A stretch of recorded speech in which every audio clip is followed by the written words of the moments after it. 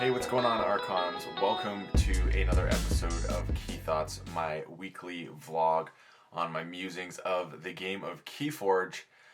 This week, I have a topic that I'm very excited to talk about, actually, and that is going to be getting new players into KeyForge. That's right, but not just getting new players into KeyForge, it's actually targeting a specific demographic of players for this. So more on that in a bit.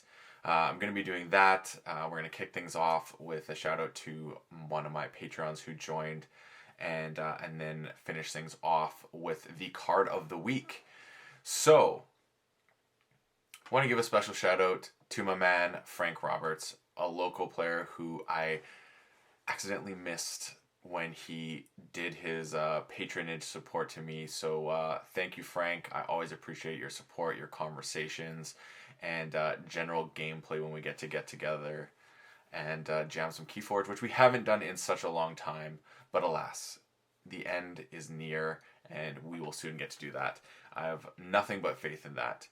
But without further ado, let's jump into the topic of the week, which is converting players to KeyForge.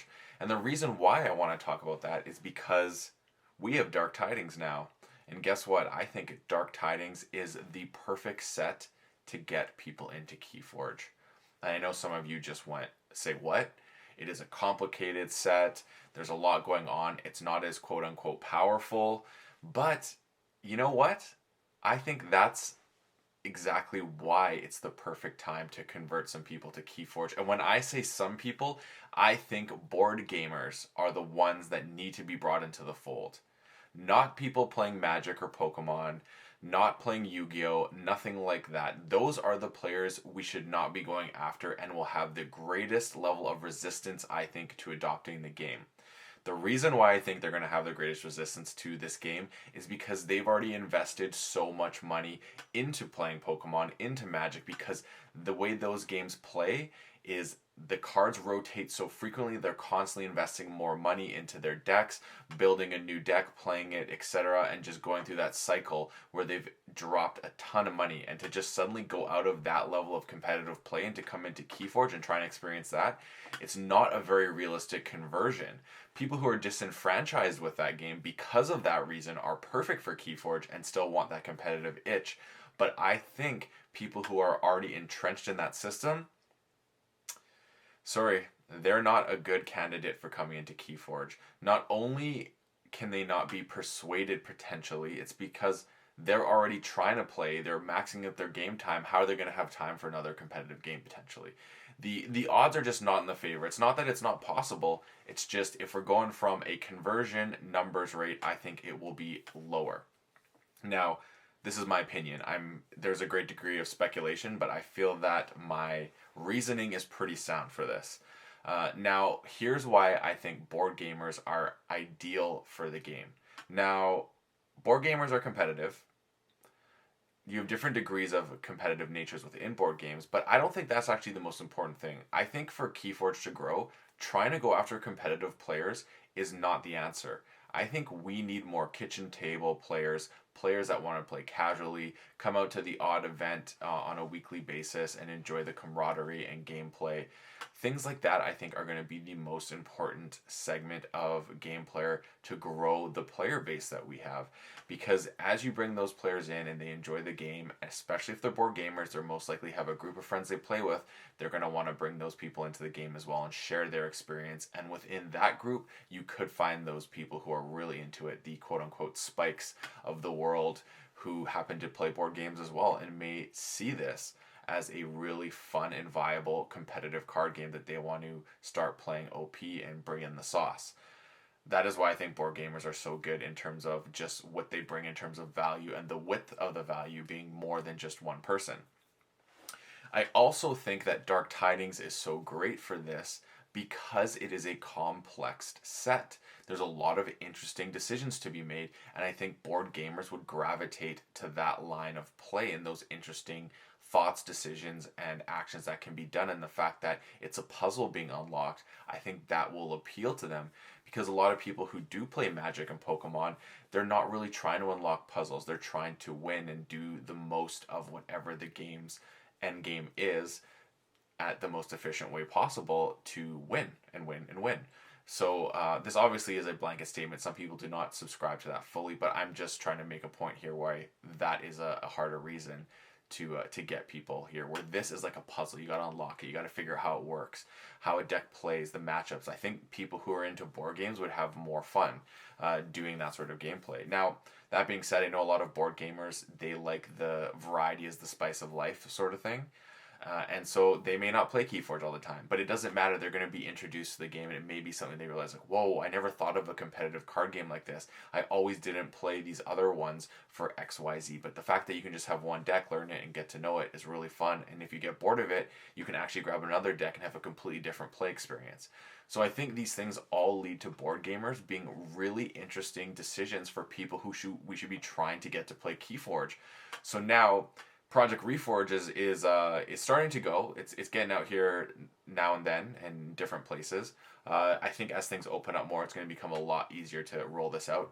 But instead of targeting game stores that have really strong Magic communities, target game stores that sell board games and maybe don't sell Magic cards and things like that. I think they may actually be a better choice for trying to get a product into someone's hands who could really enjoy it and have a fun experience. I think introducing someone to KeyForge as a fun experience where they enjoy playing on a casual level has a lot more value than bringing people in who you want to play competitively. I don't think trying to develop the competitive side of the game is the route to growing this game. It's you get the casual players, and the competitive players will follow through word of mouth, through game circles, all those sort of things.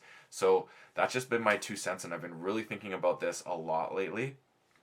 And I just think that there is such a great casual experience in Dark Tidings as well. I know some people don't like this in terms of the competitive nature, but I know people who are literally reinvigorated into KeyForge because of this set. Like, playing it against itself is so much fun. It is a fantastic set. It by no means is a failure. Just because something isn't competitive doesn't mean it's a failure. It just means that it's not going to be appealing to a certain demographic who really looks for that. But KeyForge is more than just the competitive scene, and I think sometimes that is forgotten because there is such high level play that exists within the game. But it should not be overlooked because it's very important for the growth of the game. And I hope all of you enjoyed this and this resonates with you, or at least makes you think about these thoughts a little bit more. I'd love to hear your thoughts on this. Do you think I missed something out? Did I overlook something? Was I way too general in this statement?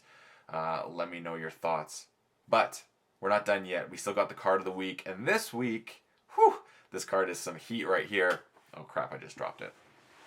I got so excited. Ritual of Life, okay? This card is flippin' fantastic. Why do I love this card? Well, it's an artifact that says action, destroy a friendly creature. If you do, return a different creature from your discard pile to your hand, okay? Do you know why this card just puts in work like nobody's business? Because Untamed has sick creatures that can be recurred. Case in point, Mollyhawk.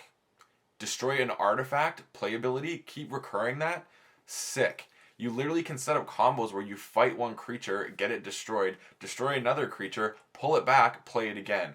Keyfrog is a really good one for this too. You literally can save your Keyfrogs, throw it down, pop it. I'm just seeing the way this card has so much value. I've even done things where you set up turns with, like, you play a Gatekeeper and it really didn't do much. You know what you do? Boom. Let the Gatekeeper be destroyed, bring it back, all those sort of things. Like in your Sanctum turn, get rid of your Gatekeeper. Next turn, Ritual Life back to your hand, call Sanctum next turn, have it ready to go. It's really nice when your opponent's on like 5 Ember and you know that you're going to have that extra turn. Like, so you're playing Untamed, you go, you see your opponent's on 5 Ember, you bring back Gatekeeper to your hand, and then your opponent goes, and then they have to decide, do they want to burst for it to be captured? Do they just want to go to 6? You know, it creates more decisions for your opponent. It provides the psychological gameplay as well. And there's a lot of cards in other houses too that you may want to just get rid of and bring back for a future turn that's going to have a really potent playability. So I think Ritual of Life is an amazing card, great game design. In a pinch, you could always just have Fuzzy Gruins go. Or the Deepwater Gruins and get more Ember. Like, that's always a fun thing too. Just get tons of Ember different ways. So that's the card of the week. That's this episode of Key Thoughts. I'd love to hear everyone's feedback on this one. So as always, folks. Oh, actually, not as always. This has kind of been a new season.